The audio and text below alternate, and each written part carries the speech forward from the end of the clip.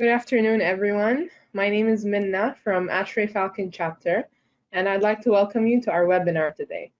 We're very delighted to have you with us today, and we're very excited for our webinar on alternative refrigerants.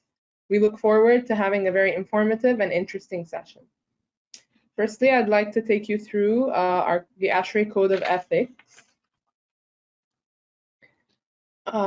In this and all other ASHRAE meetings, we will act with honesty, fairness, courtesy, competence, inclusiveness, and respect for others, which exemplify our core values of excellence, commitment, integrity, collaboration, volunteerism, and diversity, and shall avoid all real or perceived conflicts of interest.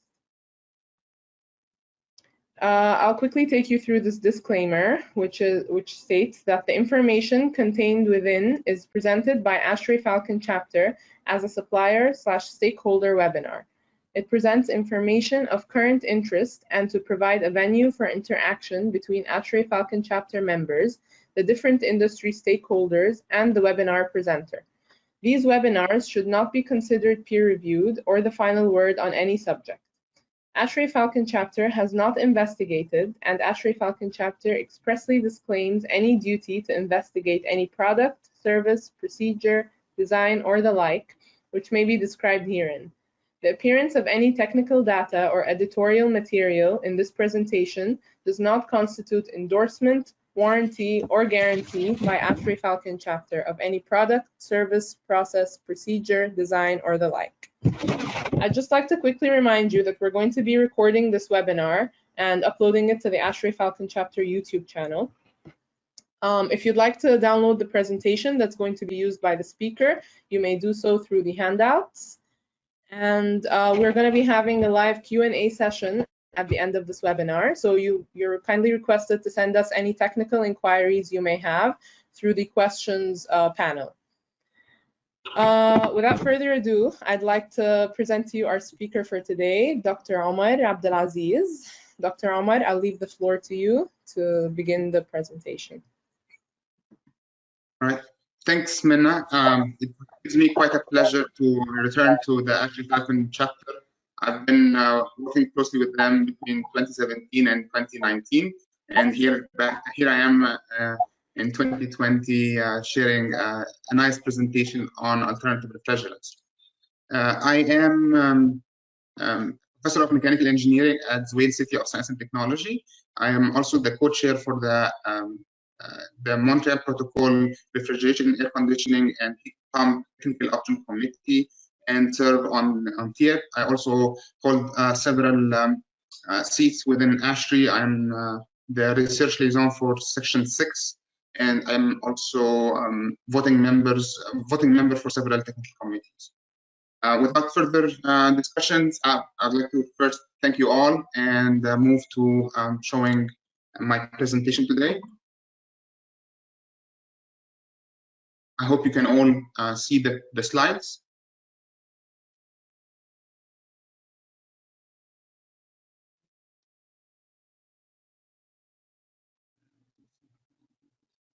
All right, so today we will talk about alternative refrigerants for high ambient temperature environments. And basically, this is an introductory slide about Zuwail City of Science and Technology. It is deployed by Dr. Ahmed Zuwail, may peace be upon him. Dr. Ahmed Zuwail wanted to create this framework for research, academia, and incubation, and that from which came Zuwail City. So the agenda is we will look at background information about why we need to change alternative refrigerants, what are the different alternatives for different applications, what are the related standards and codes, and then system perspective. So the history of the refrigerant in the 1830s to 1930s, they didn't worry about the chemical itself as long as the chemical can provide refrigeration. In the early version of refrigerants included natural refrigerants, largely like ammonia, carbon dioxide, hydrocarbons, even water vapor and sulfuric oxide, even methyl chloride. Then in the 1930s, people start to worry about the safety and the stability of the refrigerant. And from this came the CFCs and the HCFC. And a long period where CFCs were regarded as the silver bullet for air conditioning and refrigeration, and they were used extensively throughout all the applications. R11 was used for chillers, and R12 was used for almost anything else. Of course, ammonia still was used for large and industrial refrigeration application. And then there came the third wave of refrigerant. In this wave, people started to learn that the ozone layer is being compromised due to the reactions happening in the troposphere between atoms in the CFCs and the ozone. So, a second generation of innovation in refrigerant came to realization, and people started to focus on using refrigerants with much lower ozone depletion potential. They put R12 as an ozone depletion potential of 1, and anything can be related to it. And R22 was found to have ozone depletion potential of only 0.05, roughly. Also, R123 remained for use in chillers, and then new breed of refrigerant called hydrofluorocarbons, or HFCs, came to realization, like R134A, R410A, R404A, as well as other brands. And then in 2010 and after, people started to worry about the global warming. And people start to think like maybe those HFCs that we touted as environmentally safe are not environmentally safe anymore, because a refrigerant like R404A would have the global warming potential of roughly 4,000 times that of CO2. So what happened? People started to look into new breed of refrigerants that are either lower GWP, like R32, or like extremely low GWP, like hydrofluoroolefins, and also blends of these different molecules. But also there was a renewed interest in natural refrigerants, including carbon dioxide and hydrocarbon. So what motivated the refrigerant transition? The first motivation came during the Vienna Convention, which focused on the protection of the ozone layer. There was 21 articles covering scientific research that needs to be done, monitoring the ozone depletion phenomena, exchange of information and technology, as well as developing a framework. And 2 years later came the Montreal Protocol, one of the most successful multilateral protocols ever. And the Montreal Protocol was developed in 1987, 21 articles covering definitions, control measures, data reporting, monitor of trade, legislative requirements, non-compliance consequences. But what was very important and crucial for the success of the Montreal Protocol was the financial assistance and technology transfer to developing countries. And the multilateral fund was created, where donor countries, like 8 countries, the USA, Europe, Australia, Japan, and the like, would give or donate money so that new conversion projects can happen in Article 5 countries or the developing countries. And the protocol happened through the years from 1990, 92, 97, 99. And then the Montreal adjustment in 2007 to include. But your voice is a little unclear to the listeners. So I'm very sorry to interrupt, but do you mind switching off the webcam? It might make the voice kind of clear. Okay, so I just switched off. Okay, perfect. Thank you. Thanks, Minna. I just switched off the camera. I hope my voice is clear now. So I was just saying that the Montreal Protocol is one of the most successful protocols and was used to to develop a transition plan away from chlorofluorocarbon or ozone-depleting substances. It was signed in 1987. It had 21 articles. One of the most relevant thing is the financial assistance and technology transfer between developed and developing countries, and that helped developing countries achieve their transition or phase out targets, as well as working on the phase down now for the Kigali.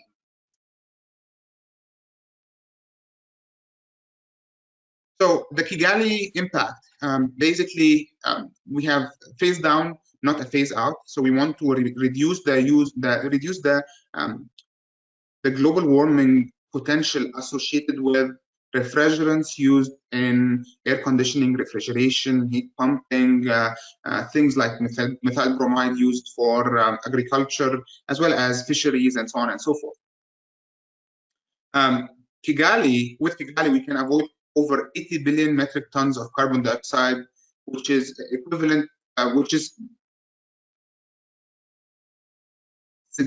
can have an impact on the global warming potential. So you can see here on this figure, and let me use the laser pointer here. So basically, the business as usual would result in a temperature increase between 0.3 and almost 0.5.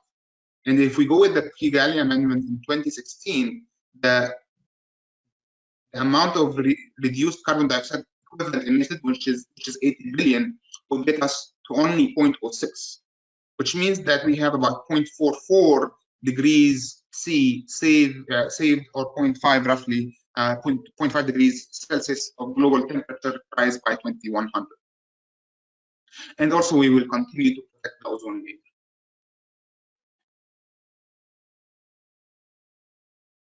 So Kigali hydrofluorocarbon phase down schedule. We have the European F-gas. We have A2 countries. So A2 is basically the developed countries.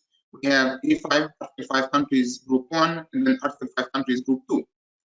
And you can see here for like countries that are in Group 2, like Bahrain, India, Iran, Iraq, Kuwait, Oman, Pakistan, Qatar, Saudi Arabia, and UAE. You need to start reducing the global warming potential refrigerants in 2032, and then eventually achieve 15% reduction by 2047. So the high ambient temperature countries get a little bit of a special treat because now they can transition later on. However, there is a steep drop between 2046 and 2047. You move from 70% of your baseline to 15% of the baseline. Also for A2, like the developed countries, there is an exception for Belarus, Russian Federation, Kazakhstan, Tajikistan, and Uzbekistan. And also there is the Group 2 exception for A5, as I mentioned. Under the current Kigali protocol amendments, there will be a technology review 4 or 5 years before 2028. So basically, in 2 to 3 years, we will start to do technology review and see if this schedule can be achieved, or we need to delay this schedule. The good thing is there is a technology pull. Article 2 countries have already stopped the production of hydrofluorocarbons and are limiting their use. The hydrofluorocarbon market is becoming very mature, but also the alternative refrigerants are already being extensively used, and in the development, these development in developing countries will be available via international pull-through. So, for example, there are international corporations like Carrier or Train or York that have operations in Article 5 countries. When these international corporation develop solution for the A2 countries, they would want to see them translated to Article 5 countries, and then they would have this potential for leapfrogging.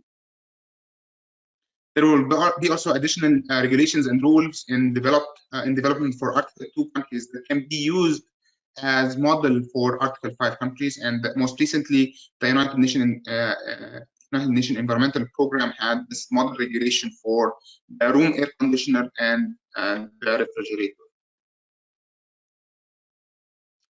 Now, the Kigali ratification until December 31st, 2019, there was 67 countries have ratified with 16 in Africa, and 92 ratified or accepted the amendment. So basically, 92 have ratified the amendment, and only about 25 have accepted. And this map is dynamic. There are more people coming along quickly. Unfortunately, as you can see here, most of the Arab world, most of the region at large have not ratified the amendment.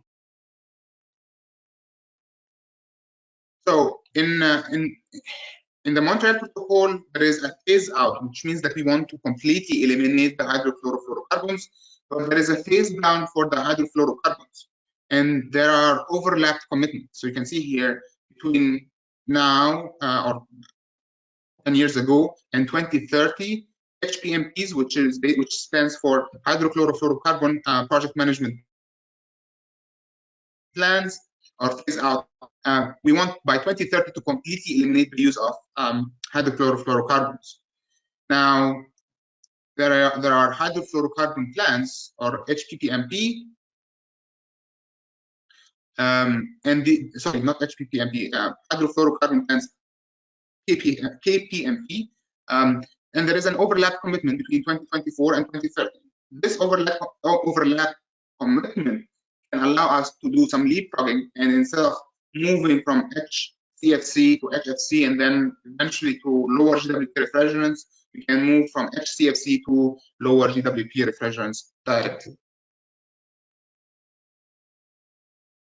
So the global warming was widely acknowledged and publicized in 1990s and 2000, and in the Kyoto Protocol on Global Climate Change was discussed between 1997 to 2012, and now until 2020. The primary greenhouse gases are the water vapor, which exhibit radiative forcing. The next most potent greenhouse gas, carbon dioxide and methane. That's in terms of the quantity available in the atmosphere. But also gases with high CO2 comparison value, like the hydrochlorofluorocarbon. So, for example, R22 would have GWP, or global warming potential, of roughly 1800, and hydrofluorocarbons, as I said, R404A is 4,000 times that of CO2, and R14A, which is another famous and widely used refrigerant, has about 2,000 times the global warming potential of CO2. And you can see here, this is an interesting chart showing the total annual greenhouse gas emissions. And you can see CO2 from fossil fuel, and so this is only the anthropogenic greenhouse gas emissions. Of course, the water vapor emissions are very minimal in terms of from an anthropogenic point of view, but you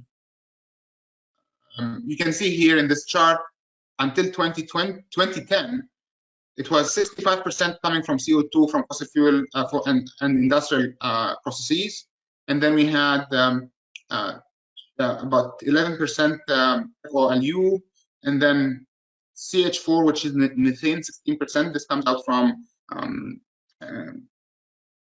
cattle production, from other industrial processes, and so on.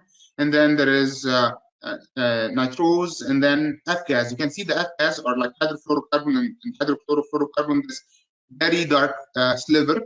And you can see that as we move in, the dark sliver keeps increasing and widening.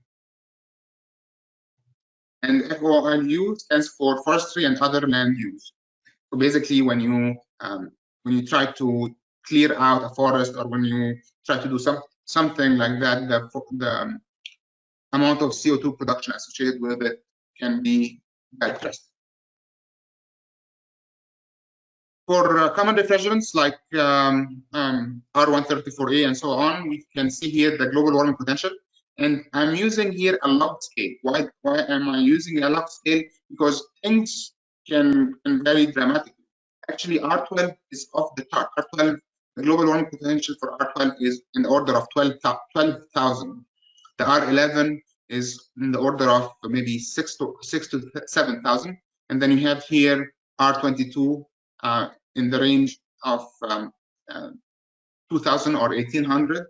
R123 is less than 100. So this is CFC. This is HCFC. And then now these are HFCs. And you can see that the HFCs are all above 1,000.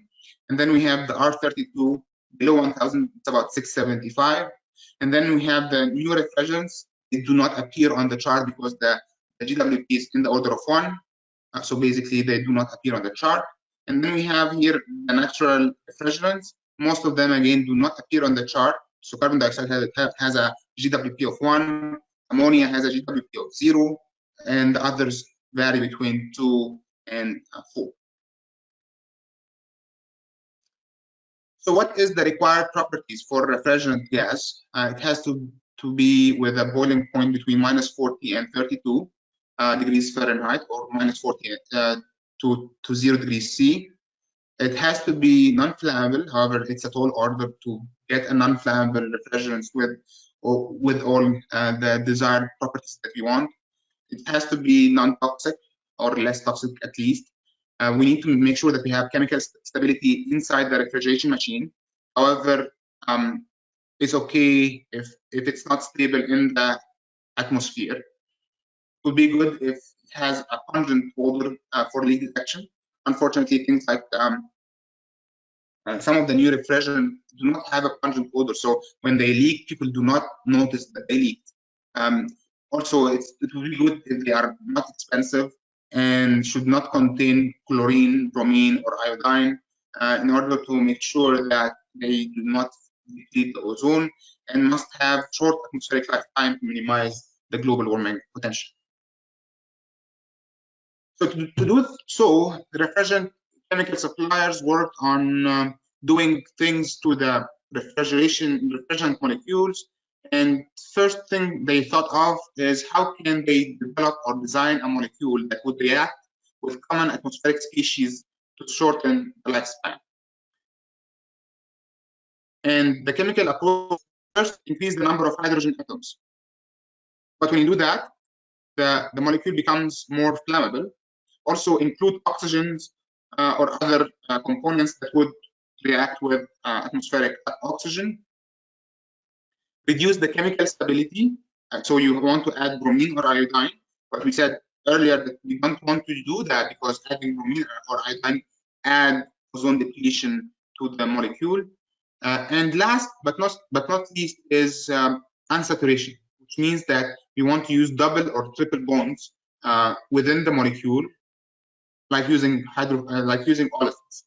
So the best approach was between these is to do the unsaturation and hydrogen. So hydrofluoroolefin, hydrochlorofluoroolefin, hydrochloroolefin, and hydrobromofluoroolefins came to effect, and people start to use them. The major issue was the flammability increased. So these are some of the refrigerant molecules that were developed, and you can see here the first one was the R1234YF. It's an A2L refrigerant. It has a double bond here, and the hydrogen atoms on one carbon atom. And then an isomer of this, another isomer of this molecule is the R1234ZEE, also an A2L refrigerant. And you can see here that the difference between this and this molecule is that here we have one hydrogen atom on each of those of the double bond carbon molecules. And then other molecules came to effect. Here we have a fluorine atom, here, and sorry, a fluorine atom, not a fluorine atom. This is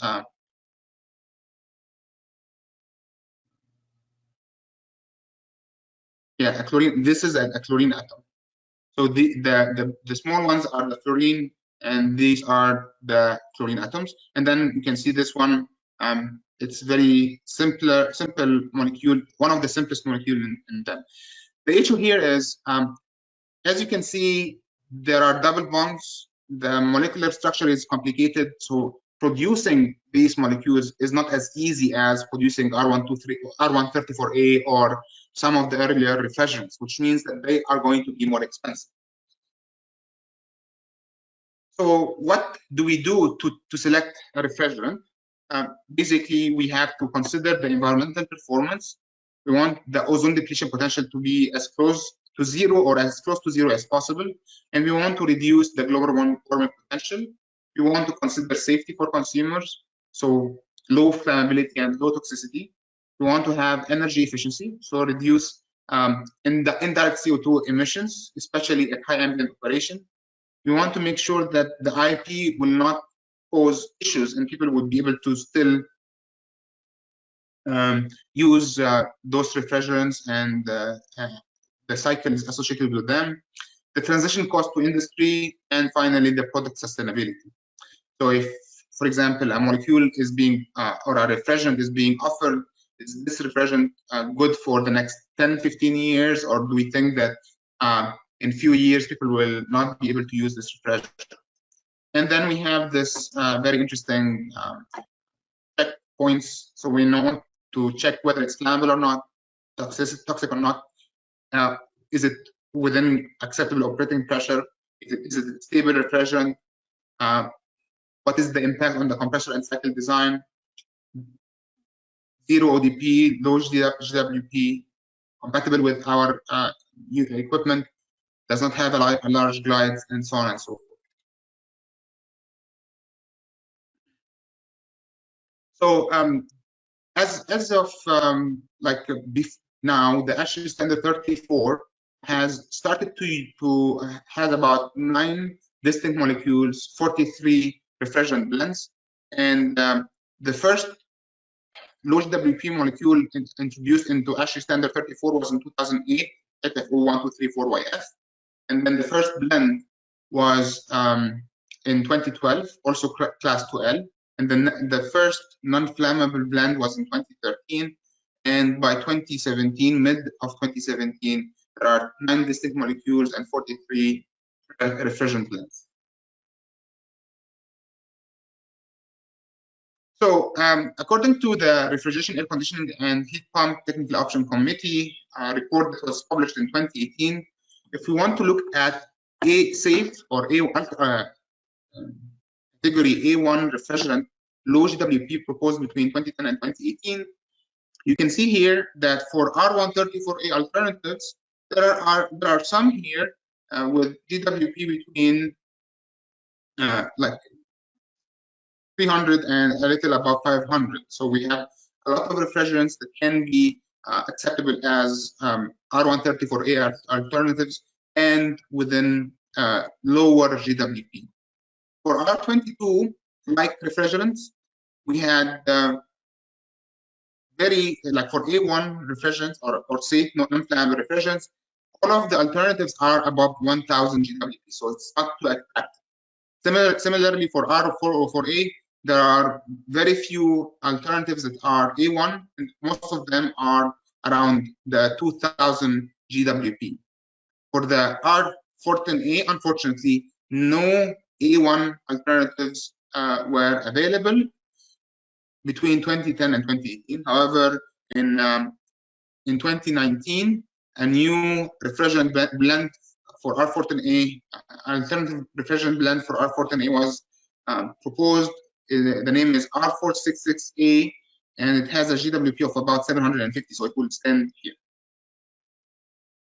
Now, if we consider lower flammability or mildly flammable alternatives, so they are A to L, now we can see that for R134A, alternatives have much lower GWP. The GWP is between 0 and maybe 200. For R22-like alternatives, we have alternatives between 100 and 300. For R404A alternatives, we have between 150 and maybe 600.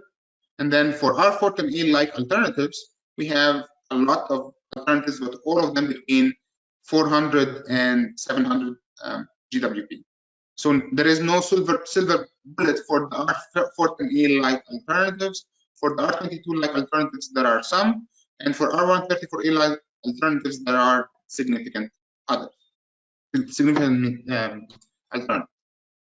So according to the AHRI Alternative Refrigerant Evaluation Program, the R22 or R407C alternatives are these, and the GWP for 100 years, according to the assessment report number 5 for the intergovernmental panel, is displayed here, along with designation whether it's A1 or A2L and the ODP.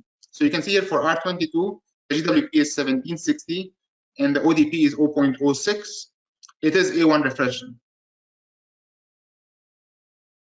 The alternatives, you can see here, of like at 900 or above GWP with 0 ODP.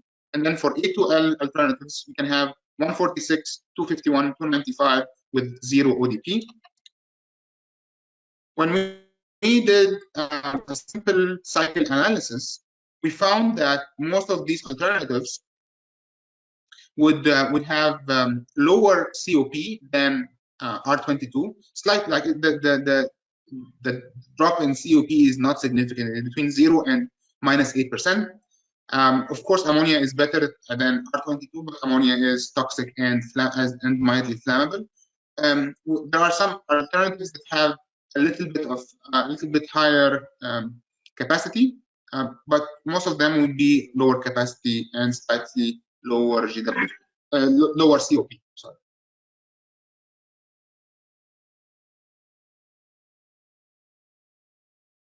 For R404A alternatives, we can see that there are plenty A1 alternatives. Most of them are above 1,000.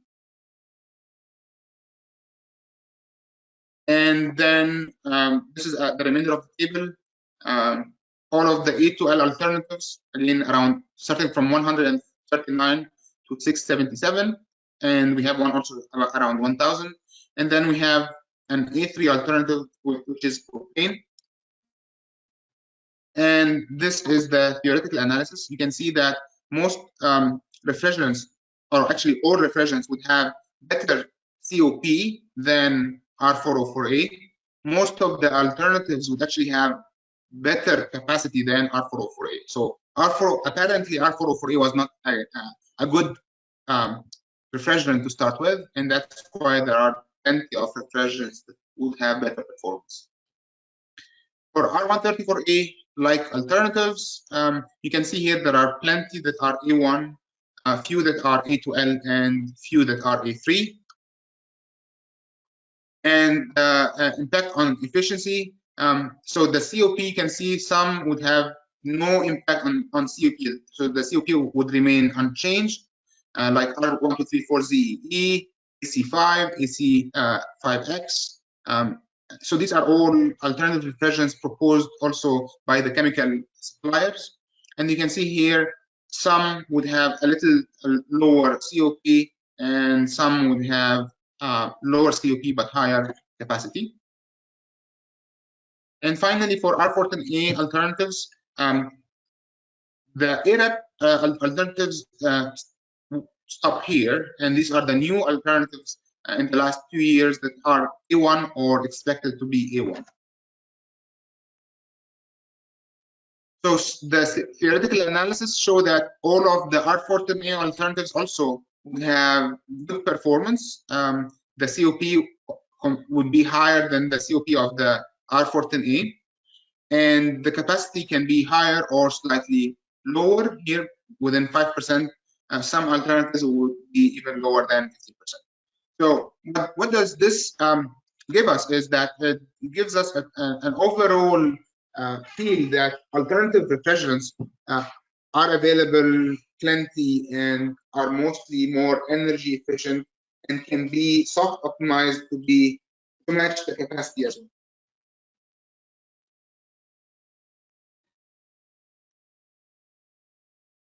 So if we look at the compressor technology and try to find what would be the best alternatives.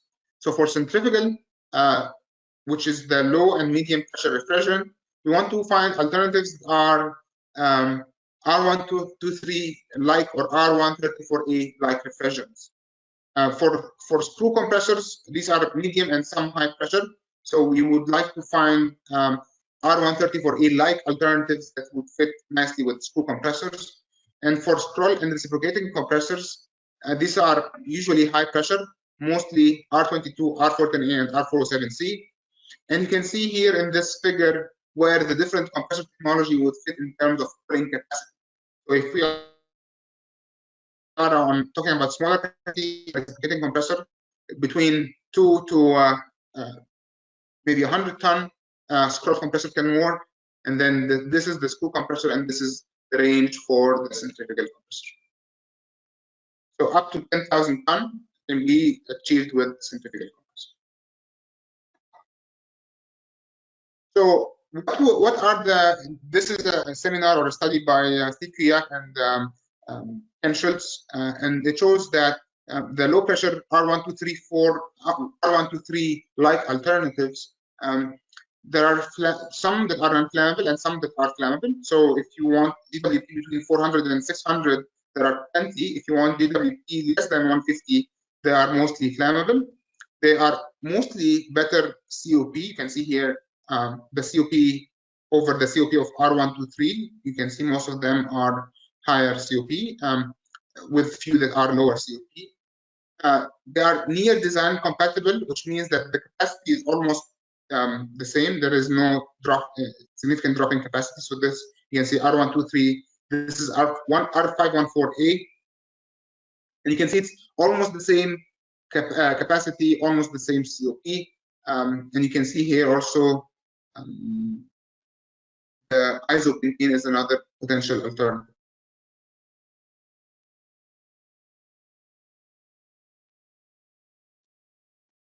Actually, this is also important to notice. These two refrigerants, R1233ZDE and R1224YDZ, these are A2L refrigerant or slightly flammable refrigerant. They have significantly higher capacity. You can see it's 40 to 60% higher capacity, and the drop in COP is less than 1%, which means that if these refrigerants are used with slight system optimization, we can achieve the same capacity but equivalent or higher COP.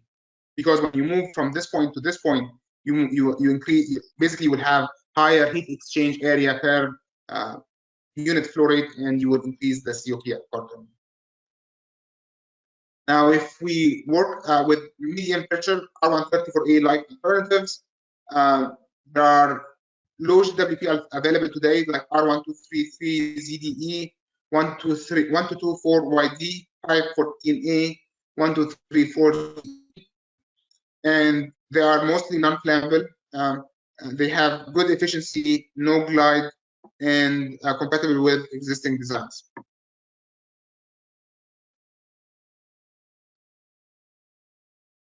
Now, with high pressure R14A alternatives, you can see that almost most of the alternatives have better COP. The capacity can be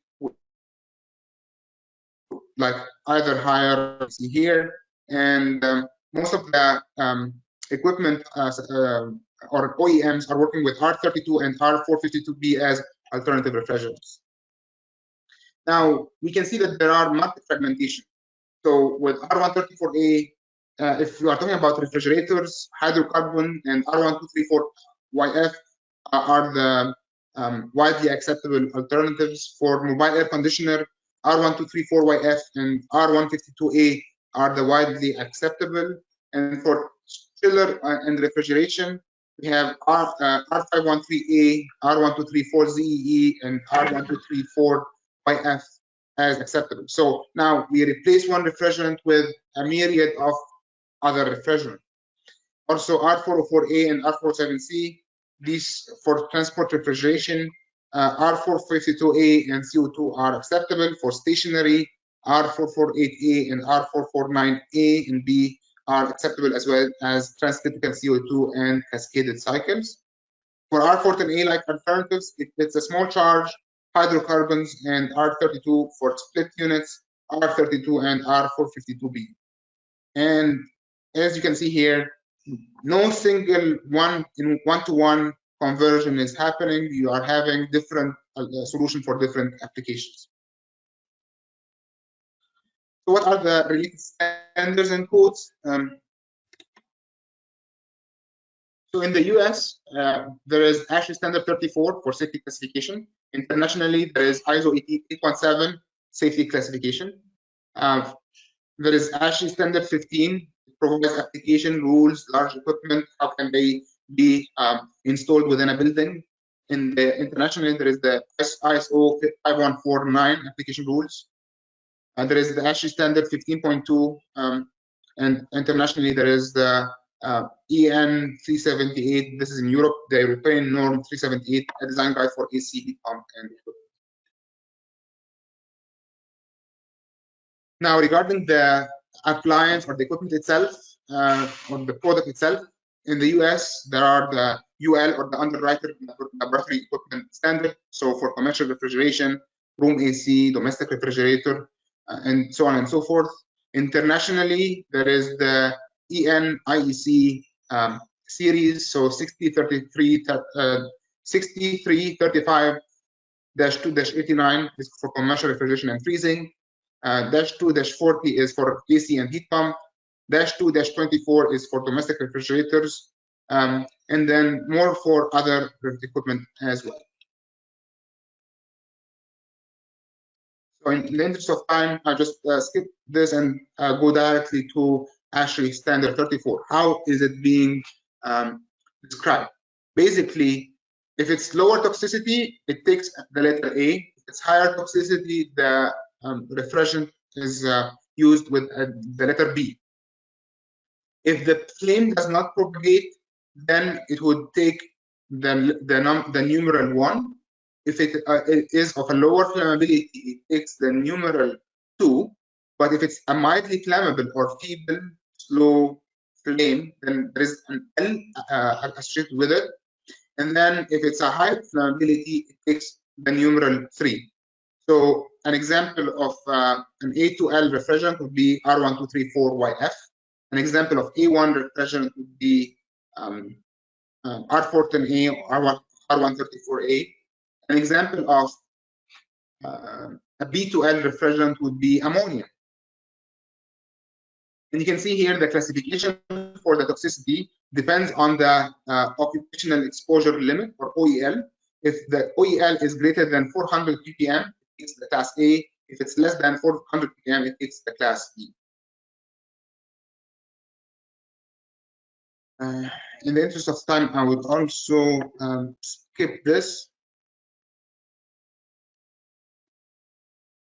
and focus here a little bit. So as things stand right now, the IEC standard 6335-2-24 for domestic refrigerator puts a charge limit of 150 grams for flammable refrigerants, mainly A3 refrigerants.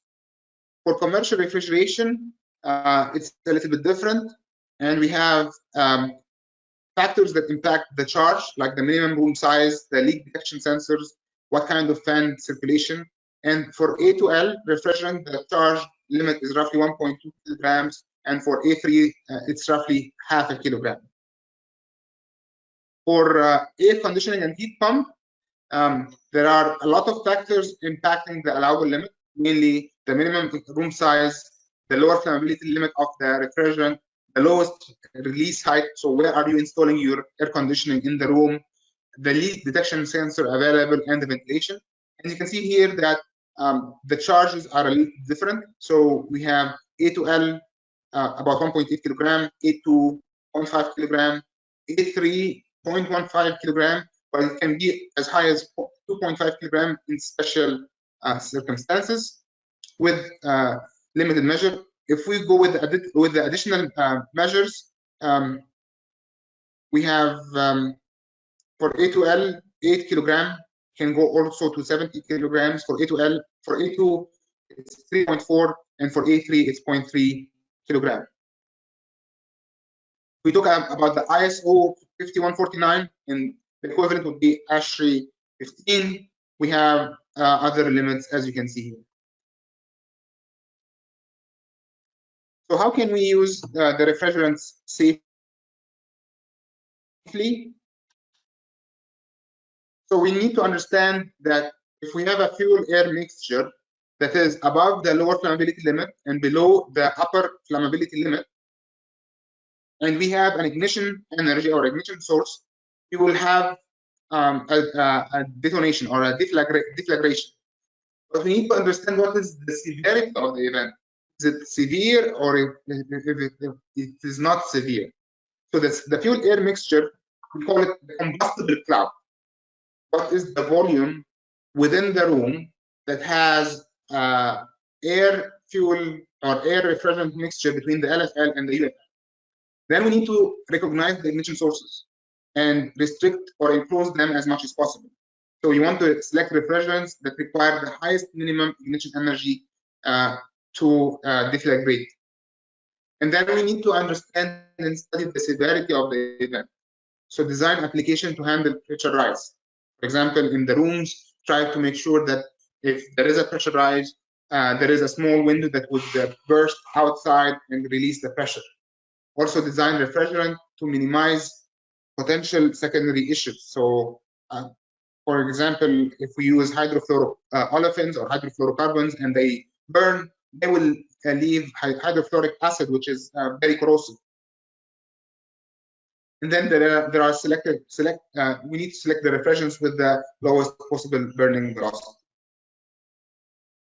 We need to be aware of common hazards. So we don't want to smoke or allow others to smoke if flammable refrigerants are being used, transferred, charged, or recovered.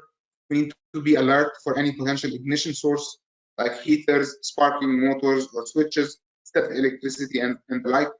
When brazing or welding, we need to make sure that all refrigerants has first been evacuated from the system, and not a new concern, but much more important. These are not new concerns, but they are much more important with flammable refrigerants. Now, I'd like to go through some systems perspective and present results, experimental results. So these are experimental results done at Oak Ridge National Laboratory. I did these experiments in 2016 and 2017. That were designed for high ambient temperature and can operate up to 55 degrees C. So the performance and at the ASHRAE condition or the ISO Q1 condition, we have 35 degrees C outdoor and 27 degrees indoor. You can see that for R22 alternatives, the only refrigerant that has higher COP is the propane. All the other refrigerants had COP between 82 and 90% that of R22. So significant loss in COP. In terms of capacity, we can see that all of the tested refrigerants had significantly lower capacity that are between 2.5 to 15% lower capacity. At high ambient conditions, so when we go to 55%, we can see now that, again, the only refrigerant that has better performance is propane. But we can see that two alternative refrigerants are getting closer to the baseline, so R44B and ARM20A. For R14A setup, so again, this is the equipment, the outdoor unit, and this is the indoor unit. The outdoor unit was measured, the performance was measured with a flow meter. The indoor unit was connected to a code tester. And you can see here the performance. So at T1 conditions, R32 is higher COP, higher capacity. DR55 is higher COP, slightly lower capacity.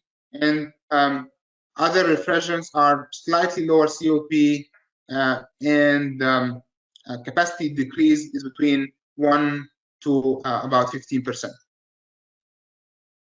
At high ambient temperatures, you can see that R32, DR55, HPR, all of these are better COP, better capacity, and then all of the other ones are better COP and slightly lower capacity.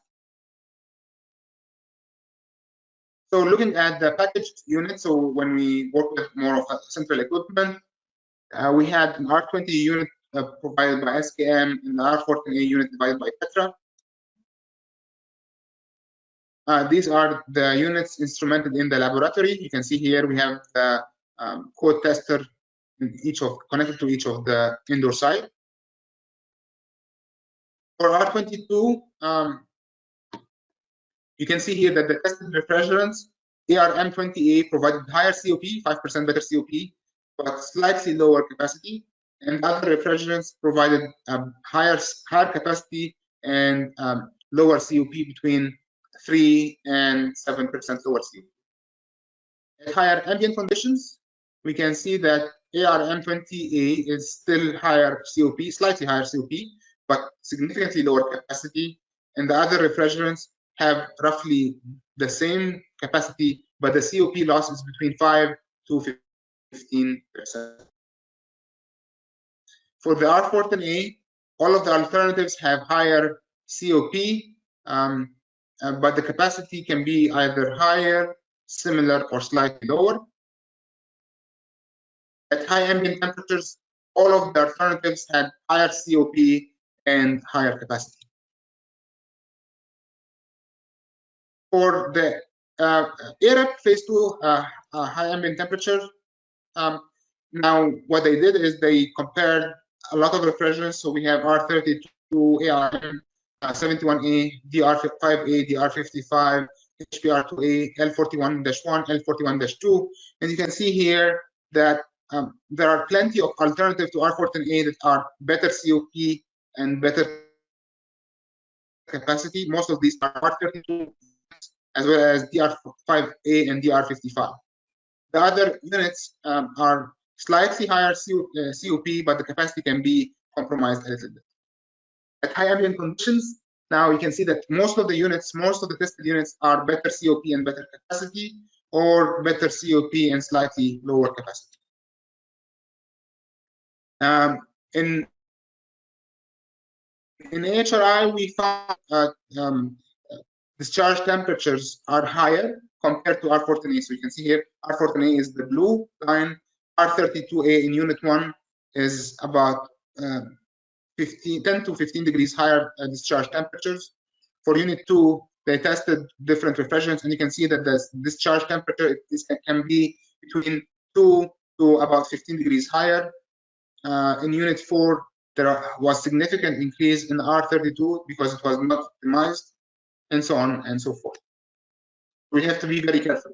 Now, in high ambient temperatures, the refrigerant charge quantities, we can see that in most cases the refrigerant charge are lower than that of R14A. So we improved the GWP direct impact because we reduced the charge and we use lower GWP refrigerant.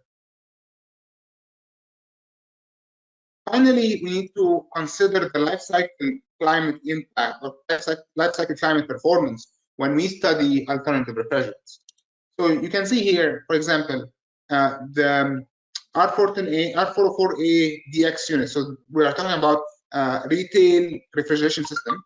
You can see that the COP of the cooling or refrigeration system has this kind of up. It doesn't go below 4, go above 4 as the temperature drops. But as the temperature increases, the ambient temperature increases, the COP drops. You can see if we use the booster system, the R744, the COP is much lower at higher ambient temperature, but you can operate the R744 for much higher efficiencies at lower ambient conditions. That's why the R744 is much more efficient in Europe and northern. So here we can see, like if you are in Buffalo, New York, like a cold climate versus Phoenix, Arizona, using R404A DX system, there is direct emission and there is indirect emission. Direct emission is emissions associated with the direct release of the refrigerant to the ambient. And there is the indirect emissions due to the energy consumption of the unit. You can see that when we moved from R404A to R448A, the direct emissions reduced significantly. The indirect emissions did not change much. When we moved to R448DX distributed, the direct emissions were further reduced. The energy consumption did not change. And then when we moved to the R744 booster system, the indirect emissions are almost the same as the direct plus indirect emissions of the R448 distributed system. When we go to a hot climate now, you can see that when we go to when we look at the booster system, the carbon dioxide would have higher emissions compared to the DX system because efficiency would be lower for an extended period of time during the year. With that, I'd like to thank attendance and participation and interest in the topic, and would like to open the floor for any questions. Thank you so much, Dr. Omar. We will now move on to the Q&A session. We're going to do our very best to answer all of your questions. But if there are any questions that we weren't able to answer due to the time restriction, we're going to keep a record of all your questions, and then Dr. Omar, our speaker, will be answering them for you shortly, either by email or otherwise. So our first question is from Wasim Mushtaq. And the question says, ammonia is a 3 to 10% more efficient refrigerant than CFCs, and ammonia consumes less energy in terms of kilowatts, and it has less damage to the ozone. Only ammonia is toxic. So why can't we use ammonia as a commercial refrigerant? Thanks, Wasim, for your question. I think you answered yourself. It's toxic. So and it's not only toxic, it's toxic and slightly flammable. So ammonia is not used because primarily you don't have the easy way to control it in commercial applications. And that's why it's widely used in industrial applications. So in industrial refrigeration application, where you have good controls, good operation and maintenance schedule, don't worry, you can put it and you save a lot of money during the operation. But in a commercial building where you have less than optimal technicians and operation staff, it will be very critical or very unsafe to use ammonia. Thank you, Dr. Omar.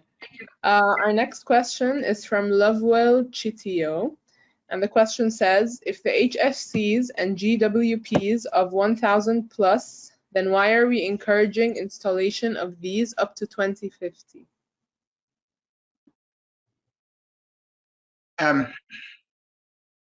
Actually, we are not encouraging. If you have seen my earlier slides, I talked about the leapfrogging. We would like to rather move from HCFC directly to lower GWP alternatives. However, there are no alternatives that are widely available right now on the market, especially for high ambient temperature environments.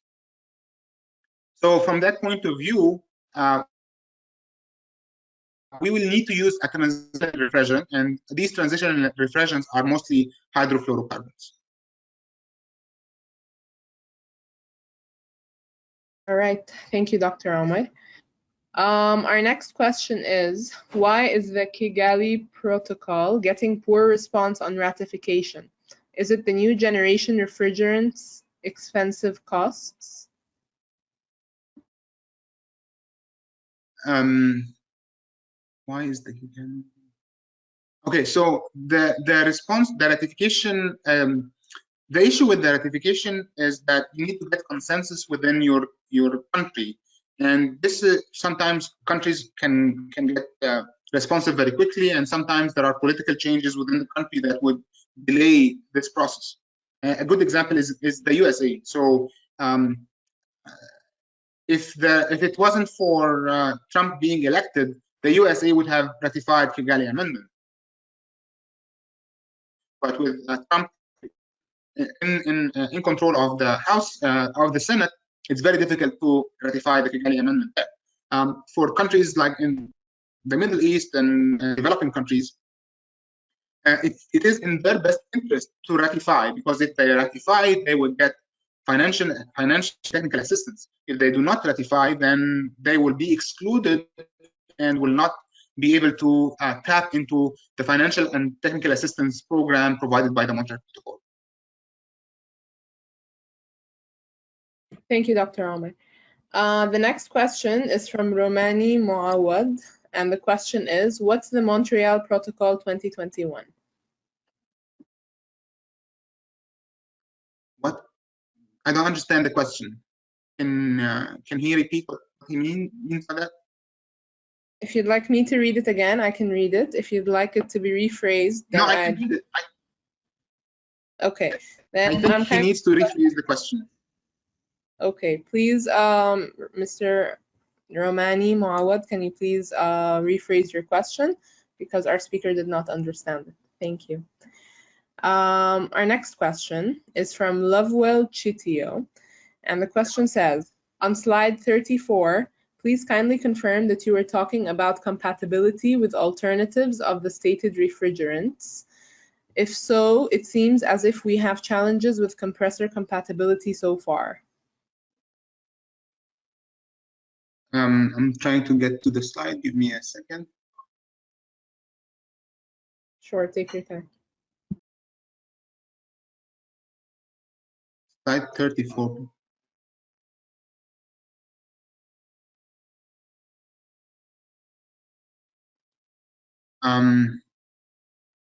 So, Mr. Lovell, is this the slide that you were talking about?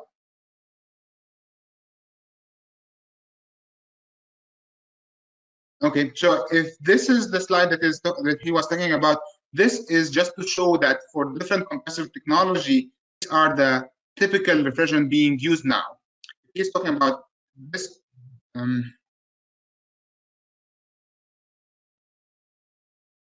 This slide, the compatibility is mainly for material compatibility, like for example, the oil seals, the elastomers, the valves, and all these things that are used within a vapor compression system.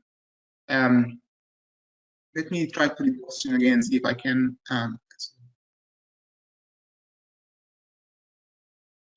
So on slide 34, the compatibility is strictly referring to the pressure levels. So R134A-like refrigerants, what are the refrigerants that would have the same operating pressure and the same boiling point? R14A-like alternatives, again, the same thing, same operating pressure and same boiling point. Okay. Thank you, Dr. Omar. I hope the question has been answered to Mr. Lovewell. Our next question, please.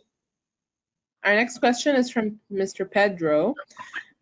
He says that he saw on slide 38, R32 and other refrigerants like substitute of R410 split air conditioning. There are several manufacturers in China and India that are using R290 in split equipment. I would like to know your opinion about the use R290 in this kind of equipment. I am a great proponent for using propane in small charge mini splits. Propane is a very good, very efficient refrigerant. Usually for small equipment, you can operate with a charge less than 500 grams, which are okay for most rooms up to 20 square meters. The challenge would be we cannot use floor mount units anymore. It would be preferable to use high ceiling or ceiling mount or high wall mount units. The safety of the operation itself, most designs are fairly simple to design with safe limits, safe measures, basically. Thank you, Dr. Omar. Our next question is from Salman Sayed. Why are we not using natural refrigerants in commercial air conditioning units?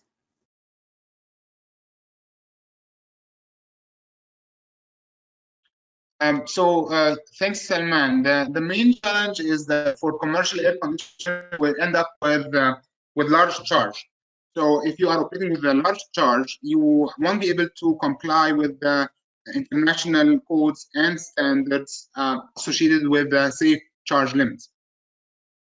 So you can either design a chiller with natural refrigerants and just into your building. That would be fine. You can design chillers operating with butane, isobutane, propane, even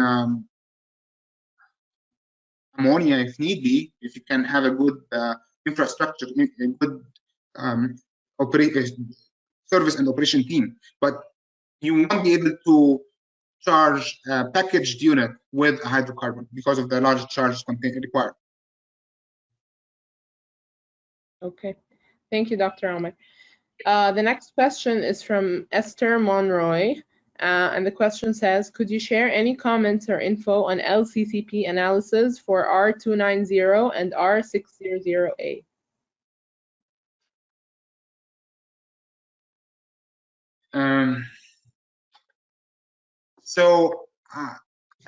Unfortunately, I haven't done much LCCP on these two refrigerants. I've done LCCP on others before, but in general, higher energy efficiency compared to the baseline and have significantly lower GWP, which means that from an LCCP point of view, these two refrigerants would have very good performance. Okay, thank you, Dr. Ahmed. I hope the question has been answered. Our next question is from Ammar Bahman. The question says, where do you see the next refrigerant in the Middle East region, especially that we are facing extreme high temperature year after year while maintaining cooling capacity as well as COP?